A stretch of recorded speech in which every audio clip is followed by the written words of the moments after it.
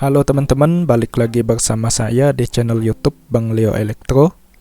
Oke, di depan saya ini ada baterai 18650 yang saya pasangkan di dalam holder dengan konfigurasi paralel.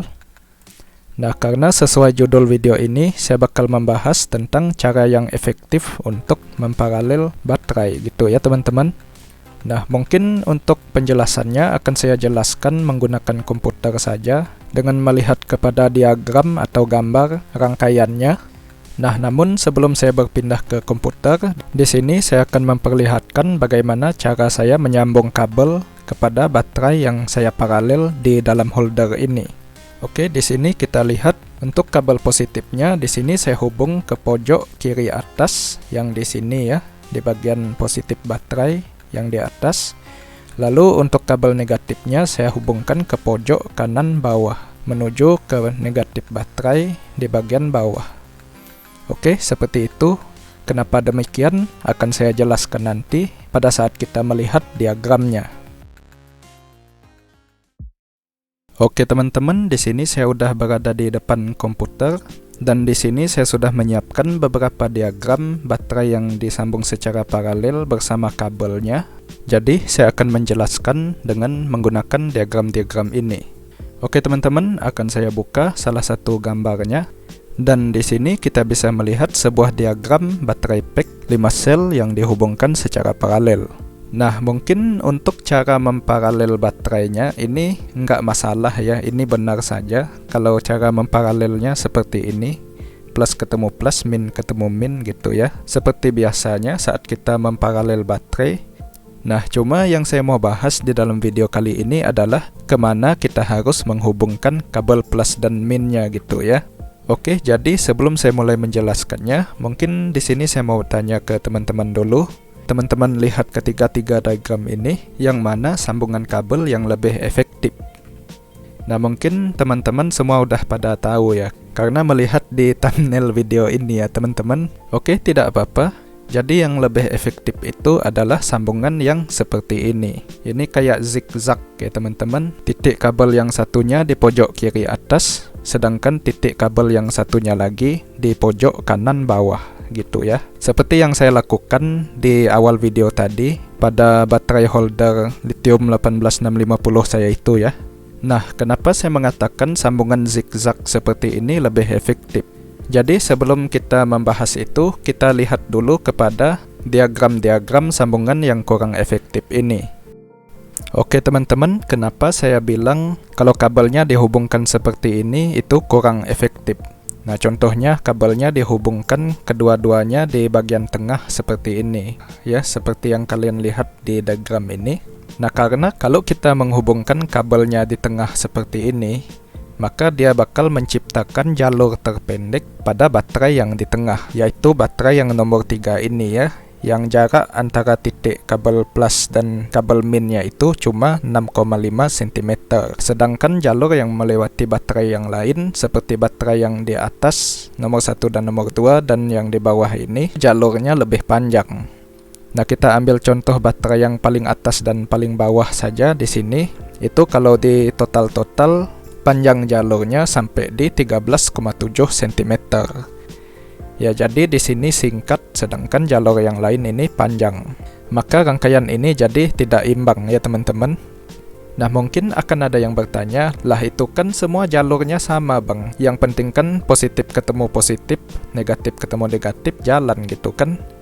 Ya, iya sih, kalau saya dulu juga mikirnya kayak gitu teman-teman. Pada saat saya belum sepenuhnya mengerti tentang kelistrikan gitu ya. Ya, saya dulu juga asal nyambung kabel aja teman-teman. Yang penting kabelnya terhubung gitu ya. Nah, namun teman-teman, satu hal yang seharusnya kita tahu, sifat listrik itu dia berusaha mencari jalur yang terpendek untuk dia bisa mengalir gitu ya. Nah, misalnya kalau di dalam rangkaian ini, jalur yang terpendek adalah pada baterai yang di tengah ini, yang cuma 6,5 cm. Sedangkan jalur yang menuju ke baterai lain, misalnya yang di atas ini, 13,7 cm. Nah, sudah tentu sebagian besar elektron yang mengalir itu akan lebih banyak melewati baterai yang tengah daripada melewati baterai yang di atas maupun di bawah gitu ya. Nah, mungkin kalau kalian menyambung baterai pack ini ke beban-beban yang kecil yang tidak terlalu menguras ampere gitu ya, ini fine-fine aja.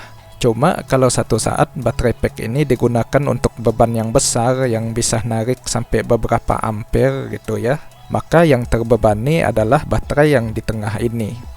Karena dia adalah jalur yang paling singkat, sedangkan baterai yang di atas dan di bawahnya itu tidak terlalu terbeban. Jadi yang nanggung beban seolah-olah baterai yang di tengah aja. Sedangkan yang lain ini cuma ya kayak orang ngikutin aja gitu. Maka jadinya nggak kerjasama baterainya. Maka dari itu sambungan kabel yang seperti ini kurang efektif. Nah, kita lihat diagram yang selanjutnya yang seperti ini. Nah, ini juga sama, kurang efektif, dan malah ini lebih parah lagi teman-teman. Karena pada saat kita menyambungkan kabel plus pada kedua-duanya di atas seperti ini. Sama seperti tadi, ini baterai yang paling atas berada pada jalur yang terpendek gitu ya, 6,5 cm. Nah, sedangkan kalau baterai yang jauh di bawah sini, ini malah lebih panjang lagi jalurnya, sampai 20,9 cm kalau udah di total-total. Ya, kalian bisa hitung sendiri lah ya untuk ukurannya. Saya udah tampilkan berapa sentimeter di setiap ininya.